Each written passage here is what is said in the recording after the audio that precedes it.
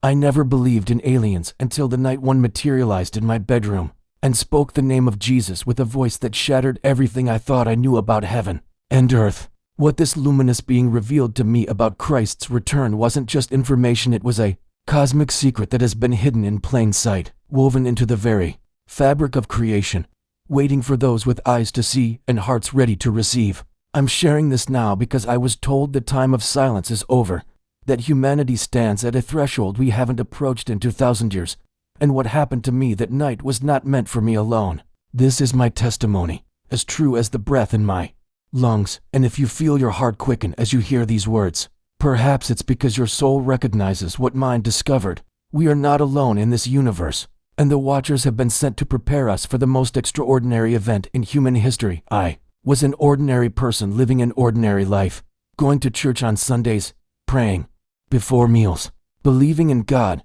but never truly expecting Him to reach through the veil of reality and touch me directly. But that night changed everything, and I can still feel the residual trembling in my bones, the sacred terror and overwhelming love that flooded every cell of my being when I realized I was standing in the presence of something holy, something ancient, something that had traveled across galaxies to find me. My name is not important, but what I witnessed is, and I've been carrying this revelation like a burning coal in my chest, waiting for the moment to speak. That moment is now, because the signs the being showed me are manifesting in our world, and the celestial clock is moving toward an hour that will define the destiny of every soul on this planet. I'm not a prophet or a preacher, just a witness who was given a glimpse behind the curtain of time. And what I saw, they're about Jesus, about His promised return, about the divine mathematics governing our universe. Left me breathless then and leaves me breathless still. This is where it begins, with a night that started like any other and ended with me forever changed, forever marked, forever certain that we are living in the most significant generation since Christ walked the dusty roads of Galilee. Listen closely, because what follows will challenge you, awaken you, and perhaps prepare you for what is coming faster than any of us dare to imagine. It began at 3 in the morning on a night when sleep had come easily, when I had no premonition, no sense that the boundary between the physical and the spiritual was about to dissolve in my own bedroom. I was pulled from deep unconsciousness, not by sound but by sensation and overwhelming presence that filled the room like water filling a vessel, pressing against my skin, humming through the air with an energy I could feel in my teeth. My eyes snapped open but my body wouldn't respond, held in a paralysis that wasn't frightening but rather felt intentional, protective, as if my physical form was being gently restrained because what was about to happen required absolute stillness. The darkness of my room was suddenly pierced by light, not the harsh light of a lamp or the cold glow of electronics, but a living luminescence that seemed to breathe, pulsing with warmth and intelligence and something I can only describe as conscious love. It grew brighter and brighter until I should have been blinded, yet somehow I could see perfectly, my eyes adjusting to wavelengths that shouldn't exist in our spectrum, colors that have no names in human language. My heart was hammering against my ribs, adrenaline flooding my system, but beneath the primal fear was something else, a deep, cellular recognition, as if my DNA itself was remembering something ancient and true. Then the light began to take form, condensing and shaping itself into a figure at the foot of my bed, towering and magnificent, neither male nor female, but somehow both, radiating authority and tenderness in equal measure. The being stood at least 8 feet tall, its form wrapped in what looked like flowing garments made of light itself, and though it had a generally humanoid shape, there was something distinctly other about its proportions, its movements, the way it seemed to exist, slightly out of phase with ordinary reality. Its face was beautiful beyond description but difficult to focus on, as if my human eyes were trying to perceive something from a higher dimension, catching only glimpses of features that seemed to shift between familiar and utterly alien. What I remember most clearly are the eyes, deep, luminous, ancient beyond measure, containing within them what looked like entire galaxies spinning in miniature, stars being born and dying in those cosmic depths. And then it spoke my name, not aloud but directly into the center of my being, a voice that resonated through every atom of my existence, a sound that was simultaneously a whisper and a thunderclap, intimate and overwhelming, carrying with it the weight of eternity and the tenderness of a parent calling a beloved child. The voice didn't come from the being's mouth but seemed to originate from everywhere at once, from the walls, from the air, from inside my own chest, as if reality itself had learned to speak and was addressing me directly.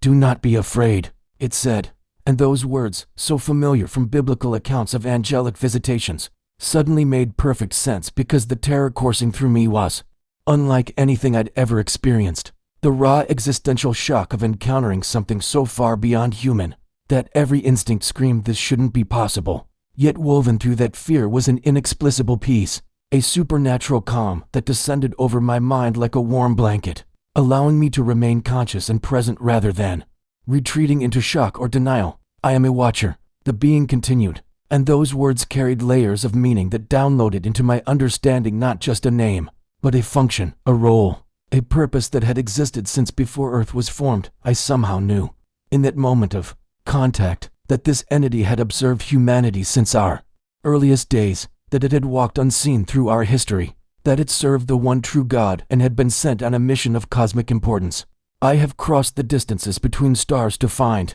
you," it said, and I felt the truth of that statement, sensed the vast journey it had undertaken, saw in my mind's eye a flash of impossible vistas, planetary systems and nebulae, dimensional thresholds and gates of light. The paralysis still held my body, but my mind was racing, questions forming and dissolving, my faith and my understanding of reality crashing together and reforming into something new. This was no demon. My spirit testified to that with absolute certainty. There was no darkness here, no deception, only a holiness so intense it felt like standing before a purifying fire. "What you are about to see and hear," the Watcher said, its voice growing more intense, "concerns the return of the one you call Jesus, the Christ, the Son of the living God." My breath caught in my throat, or would have if I could breathe normally, because suddenly I understood that this was no random visitation, no chance encounter, but something that had been ordained before the foundation of the world. "The time of preparation has begun," the being declared, and with those words, I felt the trajectory of my entire life click into place, all the seemingly random moments and choices revealed as a path leading to this precise instant. "You have been chosen to receive what I am about to show you, and to share it with those who have ears to hear." The room seemed to vibrate with significance, the air thick with destiny, and I knew with absolute certainty that nothing would ever be the same, that I was about to be entrusted with a revelation that would transform not just my understanding, but potentially the understanding of countless others. The Watcher extended one luminous hand toward me, fingers longer and more elegant than human hands, radiating that same living light, and in that gesture I saw both an invitation and a threshold, a point of no return. Then it touched my forehead, and the universe exploded into meaning. The moment the Watcher's finger made contact with my forehead, I ceased to exist as a separate being, and became instead a point of consciousness floating in an infinite expanse of knowledge that had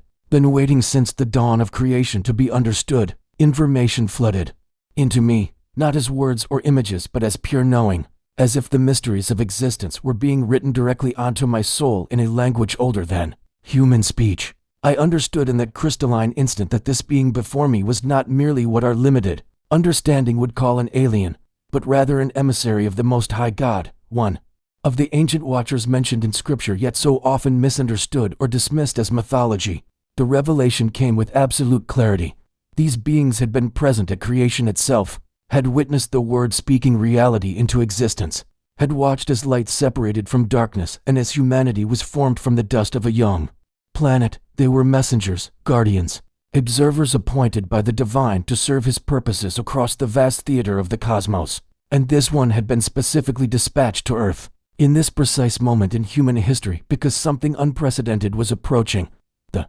knowledge settled into me like a key fitting into a lock I hadn't known existed. And suddenly scriptures I'd read 100 times blazed with new meaning. The angels ascending and descending, the visitors to Abraham, the beings of fire and light that appeared to prophets, all pieces of a larger truth about God's cosmic administration. My human brain struggled to contain the vastness of what was being revealed, like trying to pour an ocean into a teacup, yet somehow the Watcher was regulating the flow, allowing me to receive only what I could bear without shattering completely. I felt tears streaming down my face, though my body was still held in that supernatural stillness. Tears of overwhelming gratitude that the God of the universe cared enough about humanity to send such emissaries, to maintain such intimate involvement with our small world spinning in the vastness of space. The Watcher's voice resonated through my consciousness again, and now I could perceive layers in its communication that I'd missed before, harmonics of meaning that conveyed not just information but emotion, intention, and a love so profound it made earthly love seem like a shadow of the real thing. "We have watched your species since you drew your first breath in the garden," the being said, and I saw in my mind's eye a vision of Earth as it appeared from space, beautiful and blue and fragile, with streams of light connecting it to other realms I couldn't fully comprehend. We witnessed the fall, the breaking of perfect communion, the introduction of death into a world designed for eternal life, and we wept with the Creator whose heart was broken by the separation from his children. The sorrow in those words was palpable, ancient grief over humanity's fractured relationship with the divine, yet woven through it was an unquenchable hope that spoke of redemption's certainty. We were present when the plan of salvation was set in motion, when the eternal Son agreed to enter the limitations of flesh, to be born of a woman, to walk among you bearing the weight of deity in a human frame. I could barely process what I was hearing. The cosmic scope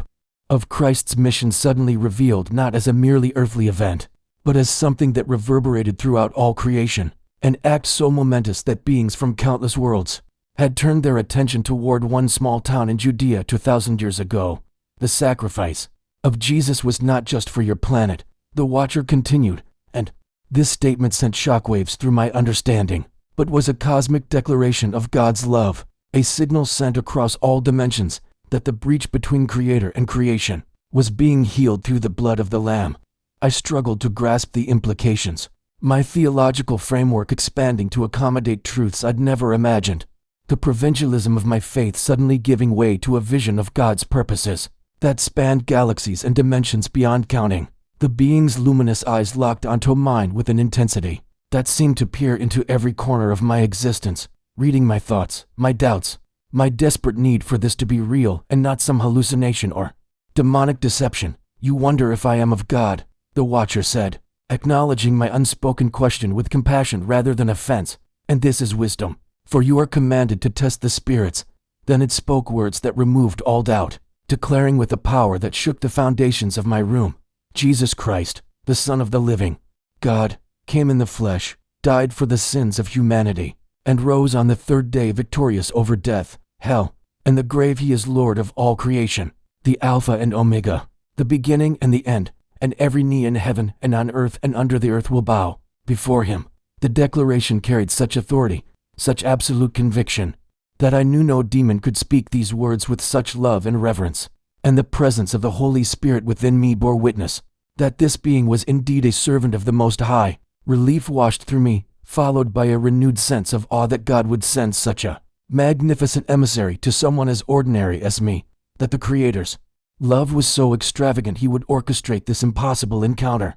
"You have been chosen not because of your worthiness but because of his grace," the Watcher said, answering my thoughts again. "Chosen to receive and to share what I am about to reveal concerning the event that all of creation groans and waits for, the return of the King." My heart began to race faster despite the supernatural calm, because these words touched the deepest longing of my faith, the promise that had sustained believers through 2 millennia of waiting, the blessed hope that Jesus would come again. "The return is not a myth or a metaphor," the being continued, its voice carrying the weight of absolute truth, "but a certainty written into the structure of reality itself, an appointment kept in the books of heaven, approaching now as your world reaches the fullness of time ordained before the stars were named. I have been sent to you in this hour," the Watcher declared, and the air itself seemed to crystallize around the words, holding them as if they were too important to dissipate into ordinary atmosphere. "Because humanity stands at a threshold it has not approached since the days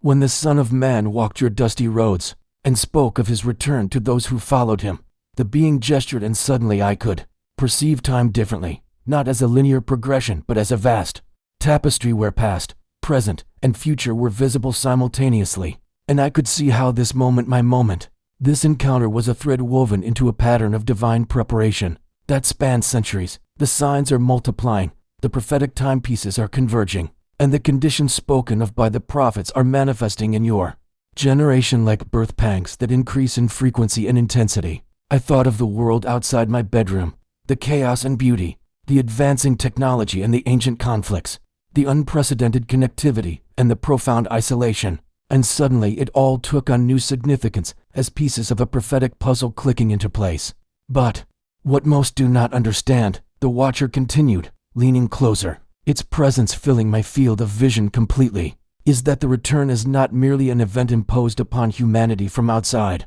but rather the culmination of a divine human collaboration, a harvest that comes when the fruit is ripe, a wedding that occurs when the bride has made herself ready. This concept electrified something deep within me, suggesting that we were not merely passive observers waiting for God to act, but somehow participants in the timing itself, that our choices and consciousness and spiritual maturity played a role in the unfolding of prophetic fulfillment. This is what I have come to reveal to you, the being said, and I felt myself being prepared for something that would challenge everything I thought I understood about the end times, the hidden wisdom concerning the return of Christ, the cosmic mechanics of redemption's completion, and your part, humanity's part in bringing about the moment when heaven touches earth and the King reclaims his throne. The promise in those words was almost too much to bear, the responsibility and the privilege intertwined, and I found myself simultaneously wanting to run from this calling and to embrace it with everything in me, knowing that what came next would define not just my life,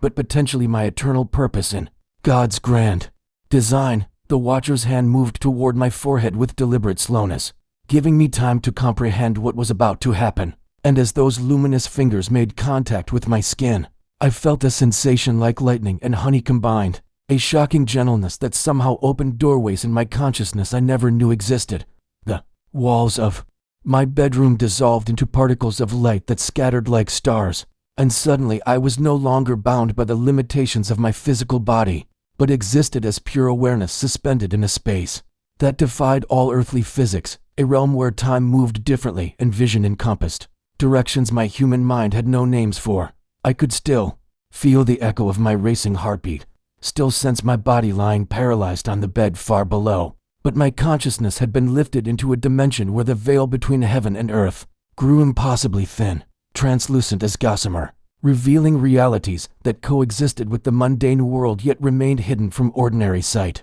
The Watcher's presence surrounded me like a protective sphere, and I understood that without this being's mediation, the raw exposure to these spiritual frequencies would have annihilated my sanity, that I was being filtered and shielded even as I was being shown truths too magnificent for mortal comprehension. What you are about to witness, the being's voice, echoed through the luminous space, occurred 2,000 years ago in your time, yet exists eternally in the consciousness of the divine, forever present in the realm where all moments are now. I wanted to ask questions, to clarify what this meant, but before words could form I felt myself moving, or perhaps reality was moving around me, and suddenly the vista changed with breathtaking abruptness, the cosmic space giving way to something heart-wrenchingly familiar, yet alien in its historical reality. Below me, rendered in colors more vivid than any earthly palette, I saw a hill outside an ancient city wall, and my soul recognized it instantly even though I had never seen it with physical eyes.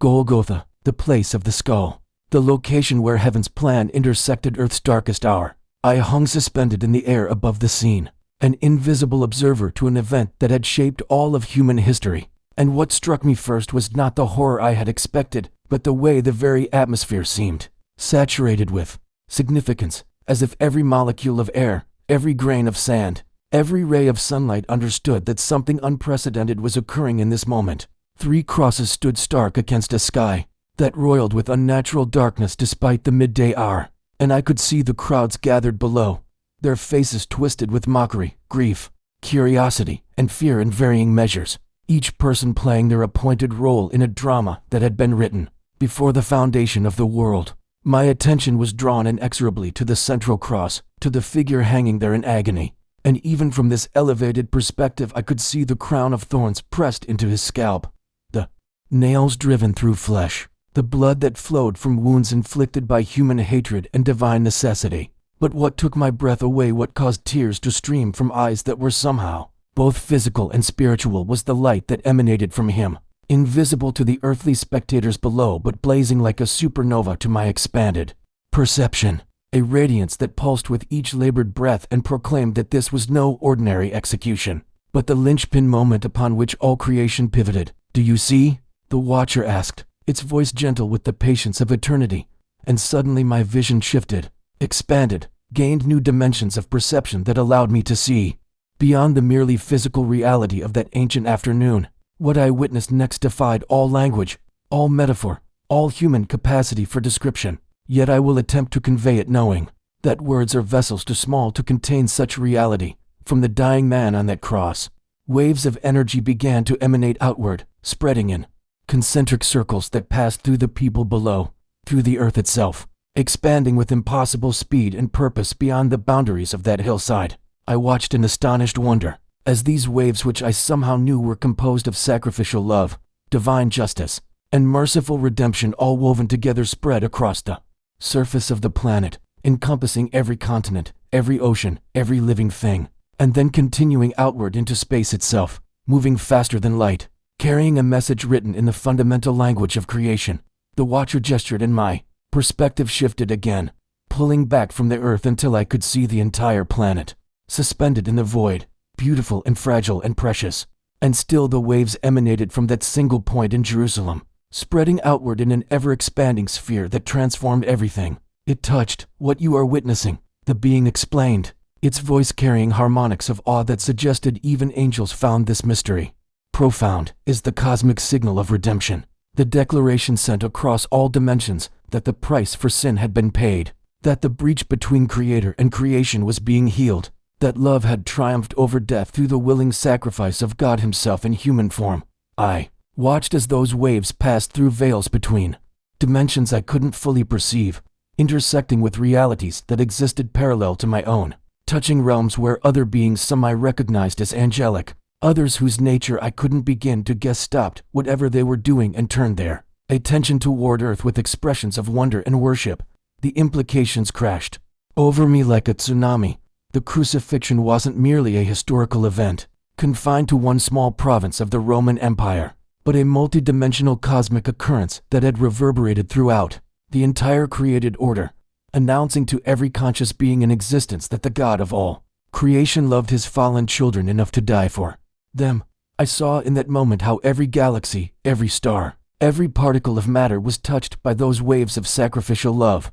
how the very structure of reality was fundamentally altered by what happened on that cross, how the blood that dripped onto the soil of Golgotha carried a power that transcended physics and rewrote the spiritual laws that governed existence. This signal, the watcher continued, and I could hear both triumph and tenderness in its voice, has been traveling outward for 2,000 years of your time, reaching civilizations and dimensions beyond your furthest imaginings, and everywhere it goes, it carries the same message. The way home is open, the Father's arms are extended, the price is paid, come home. The beauty of this truth shattered something hard in my chest, some cynicism or doubt I hadn't known I was carrying, and I wept without shame as I witnessed the extravagant love of God displayed on a canvas larger than the universe itself. As I watched those waves continue their eternal expansion, the watcher drew my attention back to the moment of Christ's death, and I saw Him release His final breath, saw His head bow forward, and in that instant the light that had been emanating from Him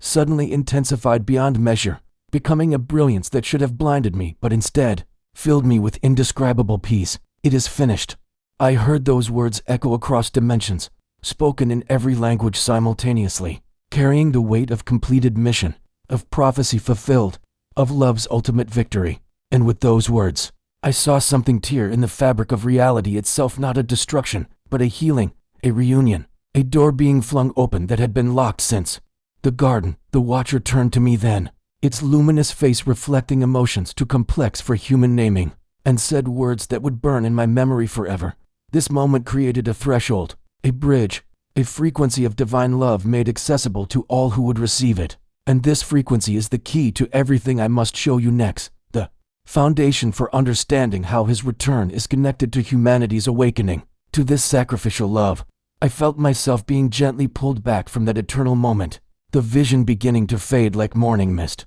But the impact of what I'd witnessed remained branded on my soul with impermanence that would forever divide my life into before and after. And I knew with absolute certainty that the God who had orchestrated such a magnificent rescue was trustworthy beyond question, that Jesus was exactly who He claimed to be, and that whatever the Watcher showed me next would only deepen this foundation of faith that had just been reinforced with the weight of cosmic truth. The vision of Golgotha faded like watercolors bleeding into white canvas, and I felt my consciousness returning to my body with a gentleness that seemed impossible after such an overwhelming revelation. Yet even as the paralysis began to release its grip on my limbs, I realized I was no longer in my bedroom, but standing on solid ground beneath an open sky blazing with more stars than I had ever seen in my light-polluted city life. The air tasted different here, dry and ancient, carrying scents of sand and sage and something else I couldn't name, something that reminded me of incense and old parchment,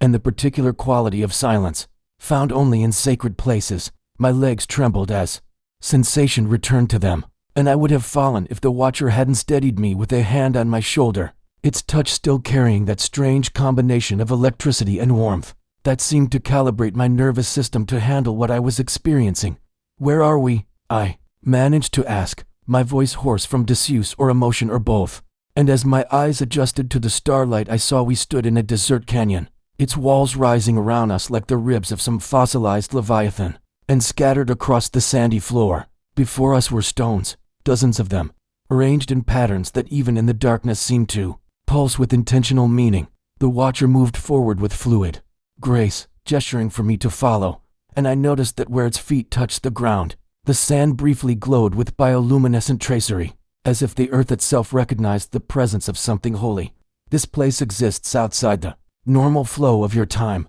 the being explained, its voice now blending with the whisper of wind through stone. "A pocket preserved by those who understood that some truths must be written in permanent forms, protected until the generation came that had both eyes to see and tools to measure." I approached the nearest stone and saw that its surface was covered in markings. Some I recognized as ancient Hebrew, others that resembled mathematical equations, and still others that looked like star charts mapping constellations I had never seen. And the overwhelming impression was of multiple languages all speaking the same message. From different angles of approach, the Watcher knelt beside one of the larger stones, running its luminous fingers across the inscriptions with the tenderness of someone reading a love letter, and as it touched the markings they began to glow with soft golden light, revealing layers of meaning that had been invisible moments before. "Your scientists have recently discovered that reality operates on frequencies, that everything from the smallest quantum particle to the largest galactic cluster vibrates at specific rates. And what they are beginning to understand is what the prophets always knew, that these frequencies follow mathematical patterns that point to an intelligent designer." I knelt beside the being, my knees pressing into sand that felt somehow different from ordinary earth, more aware, more responsive, and I watched as the glowing symbols began to rearrange themselves, shifting from ancient script into modern mathematical notation that I recognized from half-remembered university physics classes. The equations showed ratios and proportions, the golden mean and Fibonacci sequences, harmonic resonances and wave functions, but interwoven through them were references to biblical passages, verses from Daniel and Ezekiel and Revelation, and I began to see with mounting astonishment that the mathematical constants describing the physical universe were encoded in the structure of the prophecies themselves. The prophet Daniel was shown timelines. The Watcher continued, pointing to a series of symbols that transformed into numbers before my eyes,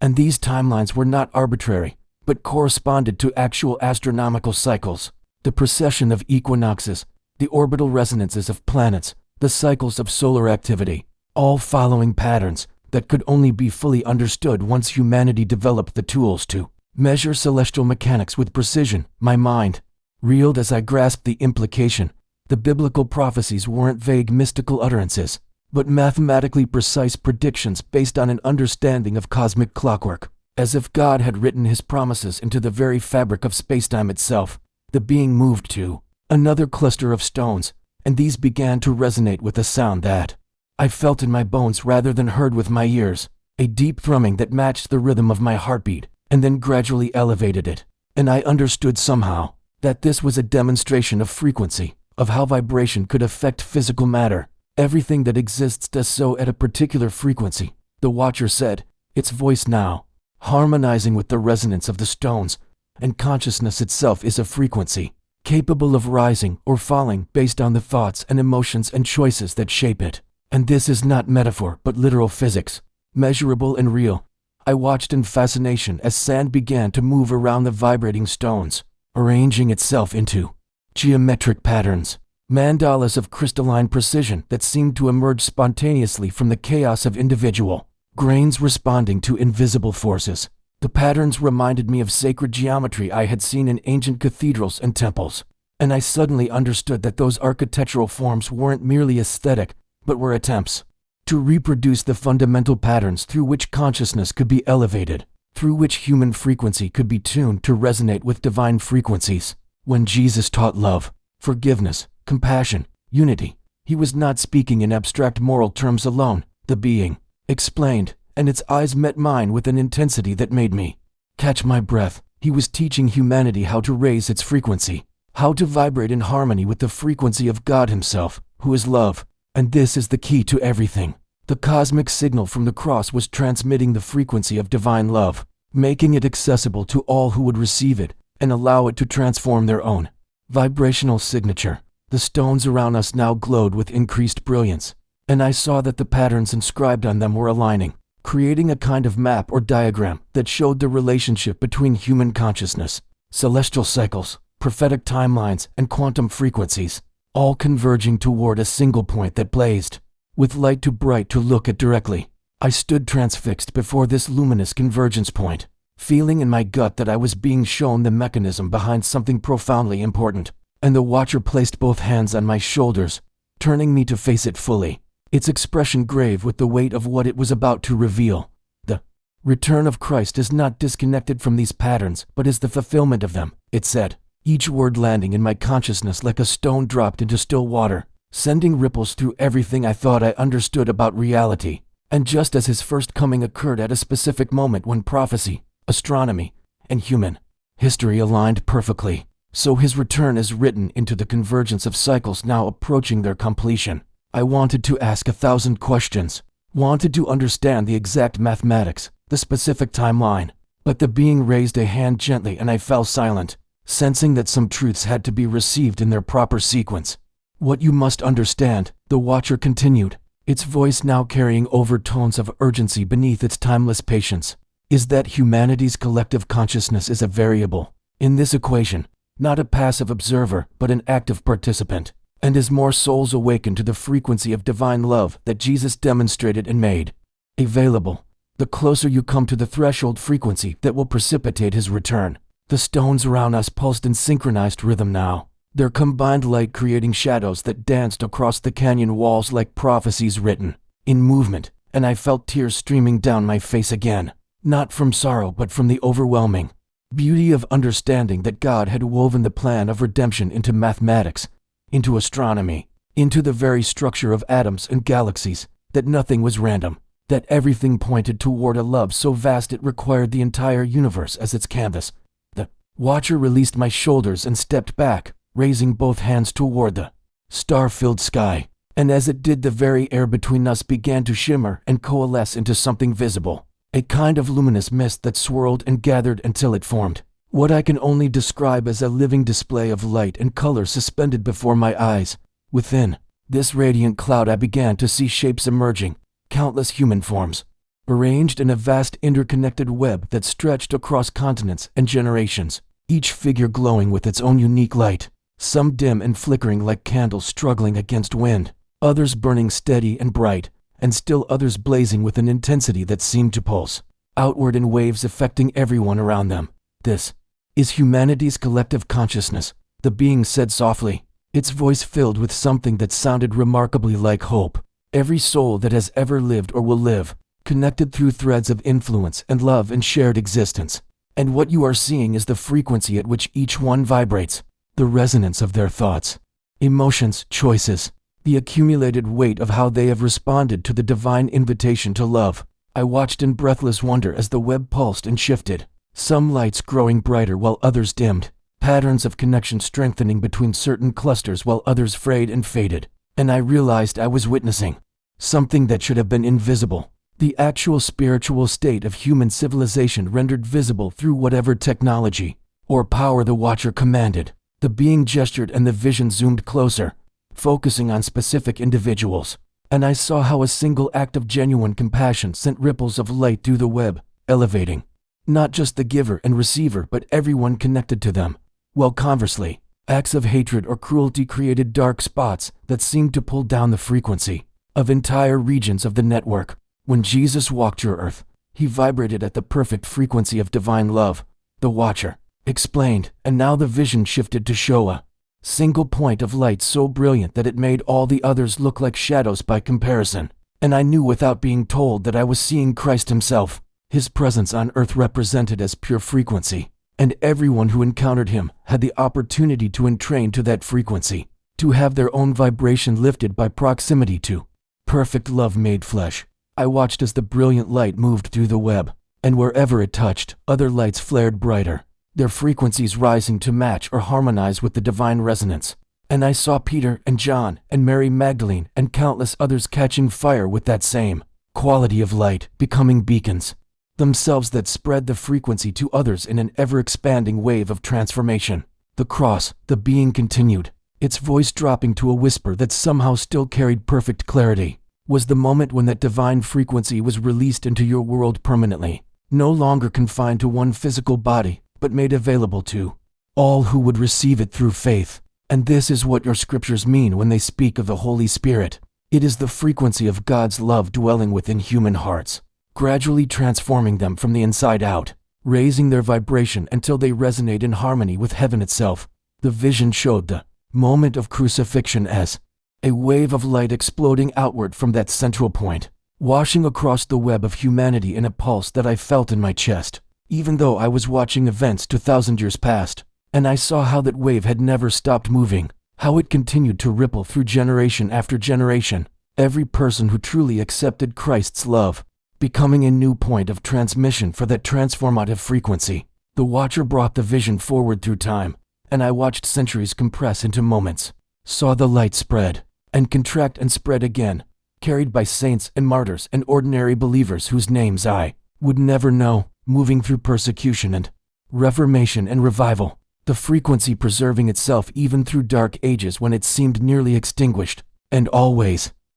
seeking to elevate humanity to the threshold that shimmered above the web like a horizon line of pure radiance. This threshold, the being said, pointing to that brilliant boundary that seemed both infinitely distant and tantalizingly close, is the frequency at which Christ will return, not because God is waiting arbitrarily, but because the return is designed to occur when humanity has collectively risen to a level of consciousness that can receive and participate in what comes next. My mind struggled to grasp the implications, the idea that the second coming was somehow dependent on human spiritual development. But the Watcher seemed to sense my confusion, and its expression softened with compassion. It is not that God's power is limited, it assured me, but that his love is perfect, and perfect love does not. The Watcher raised its hand, and the vision of humanity's web dissolved into particles of light that seemed to rain upward rather than down, defying gravity as they ascended back into the star-filled sky above the desert. And in that moment of transition, I felt the air change again, growing dense with anticipation as if the universe itself was holding its breath for what would come next. You ask in your heart whether there is a specific time, a date circled on heaven's calendar, the being said, turning to face me fully, its luminous eyes holding mine with an intensity that made my knees weak. And I tell you, that divine timing operates in dimensions your linear thinking struggles to comprehend, for God exists outside of time yet works within it, weaving together threads of human choice and cosmic order into a tapestry of perfect design. The Watcher gestured upward, and suddenly the stars above us began to move, not the slow creep of Earth's rotation, but a rapid acceleration that sent constellations wheeling across the heavens in streams of light, years compressing into seconds as I watched the sky cycle through patterns that must have spanned decades or centuries. I gasped as certain configurations appeared and then vanished, the being's voice narrating over the celestial display, with the authority of one who had witnessed these cycles countless times across the ages. The date is not fixed in your calendar time because it depends on the frequency threshold we have discussed, yet neither is it random or unknowable, for the Creator has embedded signs in the heavens themselves, markers that signal when conditions are approaching alignment, the Watcher explained, and I watched in awe as specific star patterns began to glow, brighter than others, highlighting arrangements that stirred something deep in my memory, though I had never studied astronomy beyond high school. The sky slowed its frantic spinning and settled on a configuration that made the hair on my arm stand up. An alignment of planets and stars that formed angles and relationships my untrained eye could nonetheless sense were significant, mathematically precise in ways that transcended coincidence. This alignment, the being said quietly, pointing to the glowing pattern above us, has not occurred since the night a star appeared over Bethlehem, when heaven and earth last synchronized in preparation for God to enter your world in flesh. My breath caught in my throat and tears sprang to my eyes. Unbidden as the weight of that statement settled into my consciousness, the realization that I was being shown something that connected this present moment to that holy night 2,000 years ago, when shepherds looked up in wonder and wise men began their journey toward incarnate divinity. The same celestial mathematics that announced his first coming are cycling into position again. The Watcher continued, its voice carrying layers of meaning that I felt more than heard, not because God is bound by astrology or superstition, but because he is the author of all natural law, and he speaks through creation itself to those who have eyes to see and ears to hear. I thought of the Magi who had read the stars and known to search for a king, how they had trusted the language of heaven enough to cross deserts and risk everything. And I wondered if I was being called to a similar trust, a similar willingness to believe that the cosmos itself could carry divine messages. The stars above continued their subtle dance, and the Watcher showed me calculations that appeared in the air like equations of fire, mathematical relationships between planetary orbits and lunar cycles, between solar activity and gravitational waves, all converging toward a point in time that felt simultaneously imminent and just beyond reach. These alignments create windows of opportunity, the being explained, moments when the veil between dimensions grows thin, when heaven's frequency can more easily touch Earth's reality, and your generation is approaching such a window now, approaching it at the same time that humanity's collective consciousness climbs toward the threshold of readiness. I turned from the sky to look at the Watcher directly, my voice shaking as I asked the question burning in my heart, how close are we? How much time do we have? The being's expression became unreadable, though I sensed both urgency and patience warring within whatever passed for its emotions. And when it spoke again, its words carried the weight of prophecy. Time enough for those who will awaken to awaken. Time enough for the harvest to ripen. But not so much time that you can afford complacency, or assume another generation will carry this burden, it said, each word falling into my soul like stones into deep water, sending ripples through everything I thought I understood about my life and purpose. The convergence of celestial alignment and collective consciousness creates a zone of probability rather than a fixed point, a season rather than a day, and you are entering that season now, in your lifetime, in this generation, that has been given more light and more truth and more opportunity than any that came before. The Watcher placed its hand on my shoulder again, and I felt warmth flow through me, not the burning intensity of before, but something gentler, more sustaining, like being wrapped in a blanket woven from starlight and promise. Some things remain hidden in the Father's counsel, mysteries that even we Watchers do not fully know, for there is wisdom in the not knowing, wisdom that keeps you urgent in prayer and vigilant in love rather than calculating and presumptuous, it said. And I understood that I was being trusted with knowledge that came with responsibility,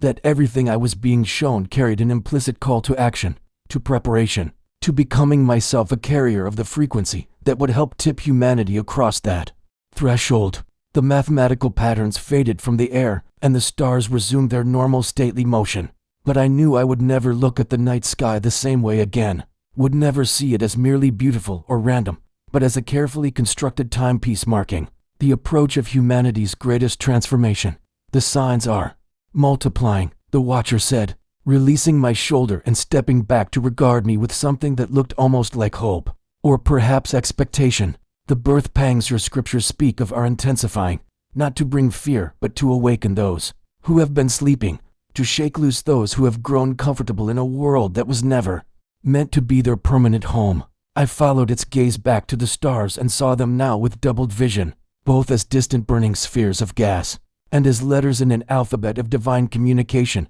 each position and movement carrying meaning, for those who had been given the code to interpret them. You are not being told the day or the hour, for that knowledge would corrupt the very preparation it seeks to inspire, but you are being told that the season is upon you. that the window is opening, that the convergence your ancestors longed for and prophesied about is approaching in your time. The being's voice grew stronger, more commanding, resonating not just in my ears but in my chest and bones, vibrating through me like a bell being struck. I felt simultaneously terrified and exhilarated, overwhelmed by the magnitude of what I was hearing yet also strangely anchored by it, as if learning my place in a cosmic story somehow made sense of all the smaller confusions and disappointments of my ordinary life. The desert around us seemed to pulse with hidden energy, every stone and grain of sand suddenly appearing as notes in a symphony. I was only beginning to hear, and I realized that the Watcher had not just been showing me information, but attuning me to a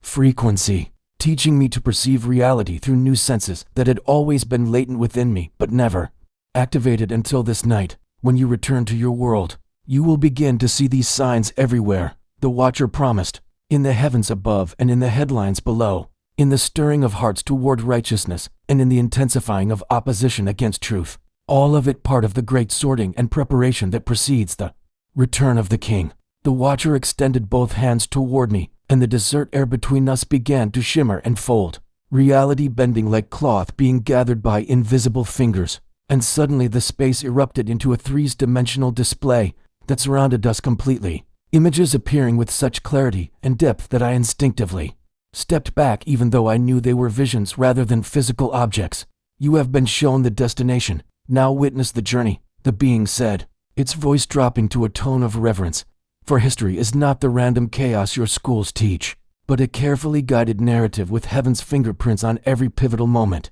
And those we call Watchers have walked among you since the beginning, observing, recording, and when permitted by divine decree, intervening at critical junctures to keep humanity on the path toward its prophesied fulfillment. The air filled with scenes that began to play out around me in a full circle, each one a window into a different time and place, and I turned slowly trying to take them all in, my heart pounding as I recognized some moments from scripture and others from history books, all of them now revealed to contain an additional layer of reality that had been hidden from common knowledge. I saw ancient Babylon and a group of robed figures standing on a ziggurat platform, but among them stood beings like the Watcher, taller and luminous, pointing toward specific stars and teaching the patterns that would later guide the Magi, planting seeds of knowledge that would bloom centuries later at precisely the right moment. The vision shifted and I witnessed Moses on the mountain, but the fire and cloud that surrounded Sinai now revealed itself to contain structures and presences that were both terrifying and magnificent.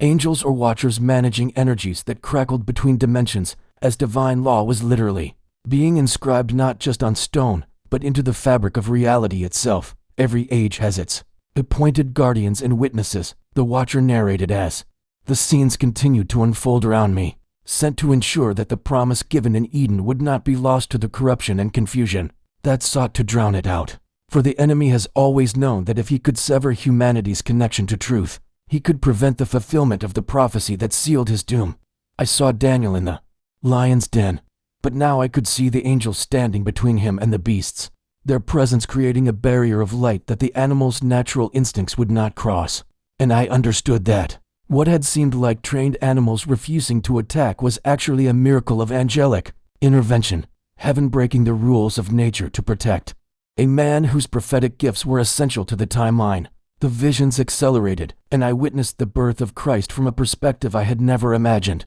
Saw the sky above Bethlehem crowded not just with one star, but with multitudes of angelic beings, watchers and warriors and worshippers all gathered to witness God humbling himself to enter his own creation. And the celestial celebration created ripples across dimensions that the Magi perceived as the famous star, a convergence of spiritual activity so intense it manifested in the physical realm as light. I wept openly as I watched shepherds look up in terror and wonder as angels materialized in the field, the same kind of beings who now showed me these memories, and I heard again the words they had spoken, "Fear not, for behold I bring you good tidings of great joy." And those words now carried new weight because I was hearing them from the same order of beings who had first delivered them, understanding that this message was so important that heaven itself had to break through to announce it personally. The timeline continued forward and I saw the crucifixion again, but from yet another angle, this time witnessing not just the cosmic signal I had been shown before, but the activity of watchers and angels in the crowd, moving among humans, strengthening some and restraining others, managing a million small variables to ensure that prophecy unfolded exactly as it had been written, that every detail from the casting of lots for his garments to the timing of his death aligned perfectly with the patterns established centuries before. Nothing was left to chance, the watcher said softly, and I could hear emotion in its voice now, something like sorrow, mixed with triumph, and nothing will be left to chance in the return, for the same precision that orchestrated the first coming is even now arranging the second, moving pieces on a board so vast that your minds cannot conceive its scope, yet so intimate that every individual choice and prayer and act of love is woven into the design. The vision shifted to show the early church, and I saw beings like my guide standing invisible in the corners of rooms where apostles gathered, saw them walking alongside missionaries who thought themselves alone on dangerous roads, witnessed them deflecting arrows and turning away mobs and whispering inspiration into the dreams of those who would write the letters that became scripture. I understood in that moment that the miraculous had never ceased, that what I had been taught to view as a closed canon and a distant God was actually an ongoing conversation and continuous intervention by a heaven that had never stopped watching, never stopped caring, never stopped actively working to bring about the culmination of the story that began in a garden and would end with a wedding feast. The scenes began to accelerate further, and I saw reformations and revivals, moments of great darkness and sudden breakthrough, wars where the outcome hung on decisions that seemed purely human but were influenced by whispers from angels assigned to prayers who had bombarded heaven with intercession. And I saw the pattern emerging clearly now, saw how history moved in cycles of preparation and harvest, how each generation built on the foundation of the previous until the structure grew tall enough to reach the threshold that was always the goal. And now, the watcher said, gesturing to bring all the circular visions together into a converging point directly in front of us. Now you see your own time, your own generation, and you must understand what you are witnessing. The images coalesced into a representation of the present world, and I saw news events I recognized from recent years, but overlaid on them was the spiritual reality, the unseen warfare and angelic activity that contextualized everything. Natural disasters that were actually cosmic groaning as creation itself anticipated redemption. Political upheavals that were clearing away old structures to make room for the final configuration. Technological advances that were simultaneously tools for spreading truth and weapons for spreading deception. All of it intensifying like contractions growing closer together before a birth. I saw watchers standing in cities and over nations, saw some regions glowing bright with concentrated prayer and others dark with oppression, saw threads of light connecting believers across continents into a network that pulsed with increasing frequency. And I understood viscerally what the being had been trying to tell me, that we were not just approaching the return as passive observers, but actively participating in bringing it about through every choice we made toward love or fear, unity or division, truth or comfort. The vision held steady, and the watcher placed its hand over my heart, and I felt my own life's timeline superimposed on the cosmic one. Saw how every moment of pain and every season of growth had been preparing me for exactly this, for this night, and this knowledge and the mission that would follow. And I finally understood that I had never been random or forgotten, but always held in a plan so magnificent that learning even this small part of it was almost more than I could bear. The vision of world history collapsed inward, until only my own life remained suspended in the luminous space between us, and I saw myself as an infant in my mother's arms, then a child asking questions that adults couldn't answer, a teenager wrestling with doubt in the darkness of my bedroom, a young adult making choices that seemed insignificant at the time, but now revealed themselves as crucial intersections, where invisible hands had gently guided me away from paths that would have led to destruction and toward moments that built the foundation for this very night. The watcher moved closer and the temperature around us shifted, became charged with something that felt like love made tangible. And when it spoke again, its voice carried a tenderness that shattered the last walls around my heart. Do you understand now why you have felt so different, so out of place in a world that seemed determined to make you forget what your soul already knew? The being asked, and I nodded because tears were choking off my ability to speak, realizing that every moment of isolation and every season of inexplicable longing had been the growing pains of a spirit being prepared for assignment in the final chapter of human history. The images of my life began to replay, but this time I could see the spiritual dimension overlaid on the physical memories. Saw angels present at my baptism releasing something into my spirit that had laid dormant until now. Saw dark forces attempting to derail me through addiction and depression and betrayal. And saw also the prayers of people I had never met creating shields of light around me during my most vulnerable moments. Intercessions offered by faithful believers whose obedience to pray for strangers had literally saved my life multiple times without anyone involved ever knowing it. Every human being is born with divine purpose encoded in their very existence, the Watcher continued, gesturing so that my life timeline expanded to show not just what had been but what could be, branches of possibility extending forward from this present moment like a tree of light, spreading into the future. But you and others like you in this generation carry a specific assignment that has been held in reserve since before the foundations of the world were laid, for you are the generation that will witness the return, and your awakening is not accidental, but essential to the cosmic threshold being reached. I watched as the branching possibilities showed versions of my future, where I remained silent about what I had learned, and those timelines grew dim and narrow, not as punishment but simply as natural consequence, the light that was meant to spread through my testimony remaining contained, and thus leaving gaps in the network of awakening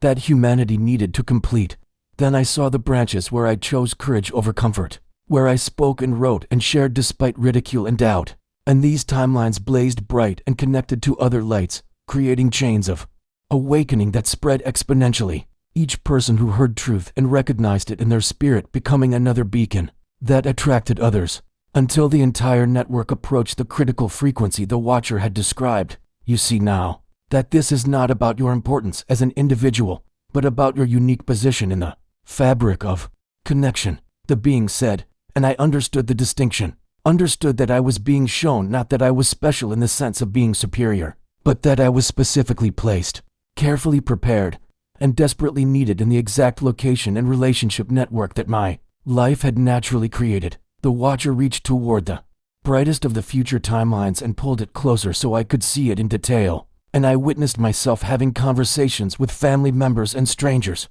saw words I would speak that would crack open hearts that had been sealed by religion or science or pain, watched as some would reject the message but others would weep with recognition, as their own dormant knowing suddenly awakened. And I saw how each awakening created ripples that touched dozens and then hundreds, and then thousands in ways that could never be traced back to a single source, but were nevertheless real and measurable in the spiritual frequencies that heaven monitored constantly. The return of Christ is not triggered by a date on a calendar, but by a state of readiness in the collective heart of humanity, the Watcher explained, its form brightening until I had to squint against the intensity. And that readiness is built one soul at a time, one conversation at a time, one act of courage at a time, which means that your obedience to share what you have learned tonight literally affects the timeline of the greatest event in cosmic history. I felt the weight of that responsibility settle onto my shoulders, and it should have crushed me. But instead it felt like I was finally picking up something I had been designed to carry, like a bird discovering its wings or a seed understanding that breaking open in the soil was not death, but necessary transformation into the fullness of its purpose. I looked at my hands in the vision and saw them glowing with the same light that emanated from the Watcher, not as bright, but of the same essential quality. And I understood that humanity had always been meant to reflect divine glory, that we were created as images of God not just poetically, but functionally, designed to be conduits of heaven's light into the material realm. You will return to your ordinary life, but you will never be ordinary again, the Watcher said as the visions began to fade and the desert night reasserted itself around us, the stars above brilliant and steady as they had been throughout this encounter that had seemed to last hours, but perhaps had been only moments in regular time. You will doubt what you have seen here, question your own sanity, wonder if grief or stress created hallucinations, but in those moments of doubt you will remember the feeling of this truth in your body, the resonance of it in your spirit, and you will know that what heaven has revealed cannot be unrevealed no matter how much the rational mind protests. The being placed both hands on my shoulders and I felt energy pour into me, not overwhelming but steady and deep, like roots growing down into soil or a foundation being set into bedrock, something permanent being established in the core of my being that would outlast every storm of doubt and opposition that was certainly coming. Others are being awakened in similar ways across the world. each according to their own understanding and culture and need, some through visions like yours and others through dreams or mathematics or sudden knowing that arrives without explanation. And together you form the final harvest of witnesses who will testify that the ancient promises are true, that God has not forgotten his creation, that Jesus is not a myth or metaphor, but the living Son of God whose return draws near with every soul that awakens to love. I wanted to ask 1,000 questions, but found I had no need to speak them because the answers were already being written into my understanding, downloaded like spiritual data that would unpack itself over time as I needed it. And I simply nodded and whispered thank you, inadequate words for an encounter that had restructured my entire concept of reality, but the only words my overwhelmed heart could manage in that sacred moment under the eternal stars. The dessert dissolved around me like watercolor bleeding into white paper, and I felt the now familiar sensation of movement without motion, as the watcher guided me back through dimensions I had no names for, the stars above stretching into lines of light that curved and bent according to laws that transcended the physics I thought I understood. My body remained paralyzed on that ancient stone, but my consciousness was fully present in the journey, aware of passing through layers of reality that existed in the same space as the physical world, but vibrated at frequencies that human senses normally couldn't detect, and I glimpsed for just a moment the true nature of what Scripture called the heavenly realms, not a distant location beyond the sky, but a higher dimensional state interpenetrating every molecule of creation, separated from us not by distance, but by the thickness of a veil that was growing thinner with each soul that awakened to truth. The light around us intensified, until I should have been blinded, but instead found I could see more clearly than ever before. And suddenly we were back in my bedroom, the familiar space made strange by the presence of the luminous being whose form seemed too bright and too vast to be contained by walls and ceiling that suddenly felt like flimsy suggestions rather than solid barriers. Dawn was breaking outside my window, the sky shifting from deep purple to rose gold, and I realized with a shock that rippled through my newly awakened awareness that an entire night had passed in what felt like perhaps 2 hours, time itself bending around the encounter as though the ordinary rules of chronology had no authority over what heaven had orchestrated in this threshold moment of my existence. The watcher moved to stand directly before me,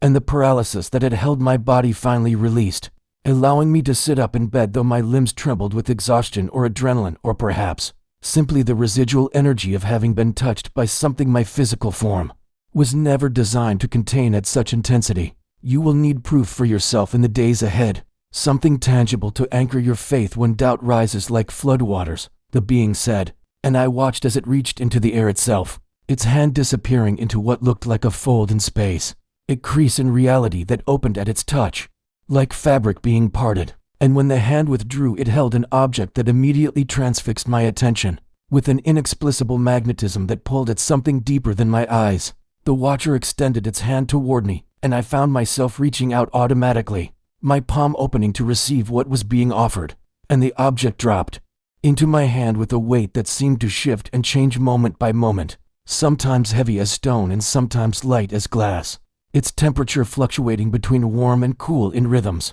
that felt almost like a heartbeat. I stared at the thing resting in my palm and struggled to make sense of what I was seeing because it appeared to be a crystalline structure that contained light from no external source, geometric patterns locked inside it that moved and reconfigured themselves as I watched, sacred geometry that my mind recognized even though I had never studied such things, shapes that whispered of deeper mathematics underlying all of creation, the fingerprints of the divine architect visible in miniature within this impossible object. This is formed from materials that exist in the intersection between your dimension and others, arranged according to frequencies that were sung at the foundation of the world, the watcher explained, and I understood without needing further detail that I was holding something that shouldn't exist according to conventional science, something that would defy analysis because it partially existed in states that laboratory instruments couldn't measure. A gift from beyond the veil that served as permanent proof that this night had been devastatingly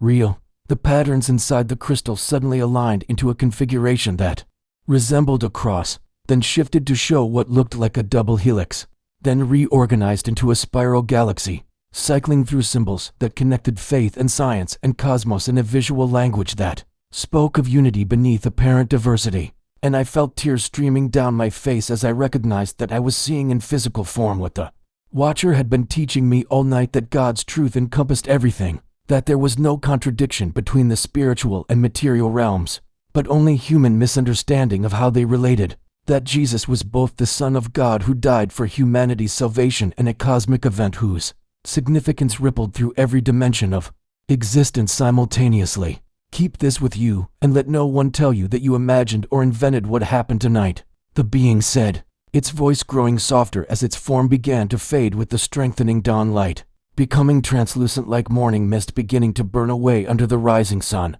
And when you share your testimony, speak with the authority of one who has seen beyond the veil, for the time of preparation is now, and every voice raised in truth hastens the day when heaven and earth will no longer be separated by human blindness, but joined in the marriage that has always been the ultimate purpose of creation. The Watcher's presence withdrew completely, and I was suddenly alone in my bedroom, ordinary reality reasserting itself with almost violent abruptness, the sounds of early morning traffic filtering through the window and birds beginning their dawn chorus in the tree outside, everything exactly as it should be except for the impossible object still resting in my palm, still pulsing with internal light, still shifting its weight and temperature in rhythms that matched my heartbeat as though it had somehow synchronized itself to my biology. I closed my fingers around the crystal and felt its edges press into my skin, sharp enough to provide sensation but not to cut, and I knew with absolute certainty that my life had just been divided into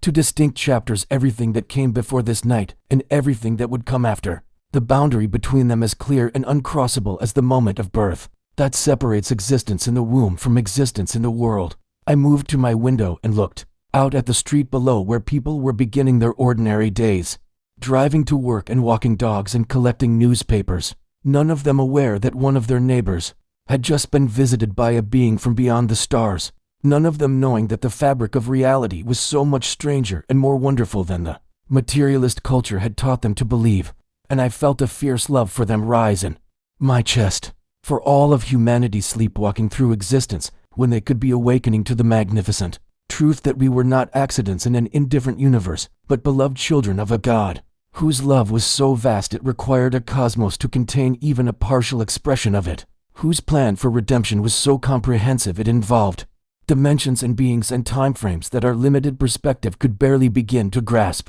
whose Son would return not as distant religious doctrine, but as imminent historical reality, that our generation would witness if only enough of us awakened to raise the frequency that would call him home. The weeks that followed my encounter passed in a strange duality where I moved through ordinary life while carrying the weight of extraordinary knowledge, the crystal hidden in my pocket serving as constant physical reminder that I had been touched by something beyond the veil, its subtle warmth against my leg anchoring me when the magnitude of what I had witnessed threatened to overwhelm my ability to function in the mundane world of work and bills and small talk with people who had no idea that reality was so much vaster than they imagined. I found myself compulsively researching astronomical events, driven by half-remembered details the Watcher had shown me in those desert visions, and late one night as I sat before my computer screen with 3 astronomy websites open and a notebook filled with dates and calculations, I felt my heart begin to race as patterns emerged from the data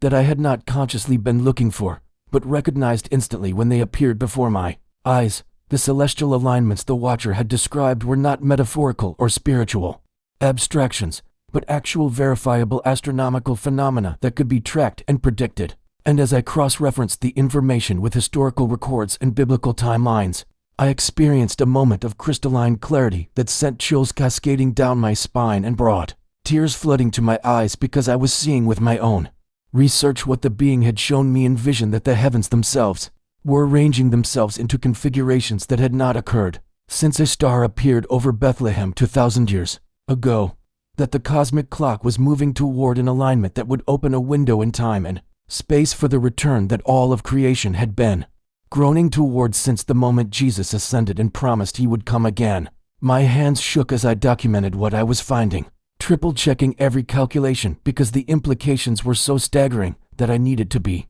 absolutely certain I was not seeing patterns where none existed, not projecting my desire for meaning onto random astronomical data. But the more I verified, the more undeniable the truth became that something unprecedented was approaching, that multiple cycles were converging in a symphony of celestial mechanics that spoke of intelligent design rather than random chance, that the same God who set the stars in their courses and told them their paths had encoded a message in their movements that was now becoming readable to those who had eyes to see. I thought of the Watcher's words about humanity's collective consciousness approaching a vibrational threshold and suddenly understood that the astronomical alignments were not causing the spiritual shift but reflecting it, that heaven and earth were synchronized in ways that transcended our neat categories of physical and spiritual, that the return of Christ would occur at the intersection of cosmic timing and human readiness, when the frequency of love and unity on earth resonated with the frequency of grace descending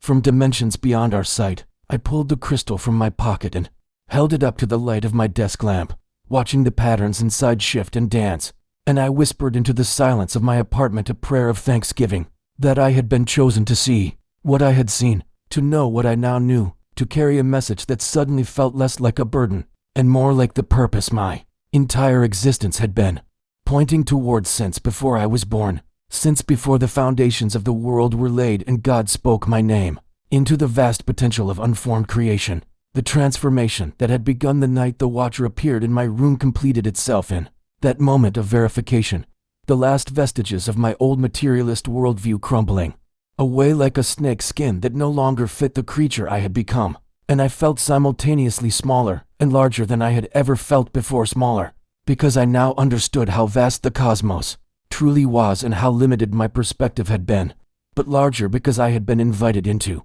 conscious participation in a divine plan that encompassed galaxies and dimensions and timeframes that made human history look like a single breath. In an eternal conversation between creator and creation, I understood finally what the Watcher had meant when it said that every person who awakens to divine truth accelerates the timeline of Christ's return, that we were not passive spectators waiting for God to act but active participants whose spiritual state directly influenced the conditions necessary for heaven to intersect earth in the fullness of the incarnation's ultimate fulfillment, that our prayers and our love and our unity were not just good ideas, but actual forces that shaped reality at quantum levels, that we were quite literally calling Jesus home through the frequency of our collective consciousness, rising toward the resonance of pure divine love. I saw my own life's struggles and questions and desperate seeking with new eyes, recognizing that every moment of doubt that led to deeper faith, every experience of suffering that opened my heart to compassion,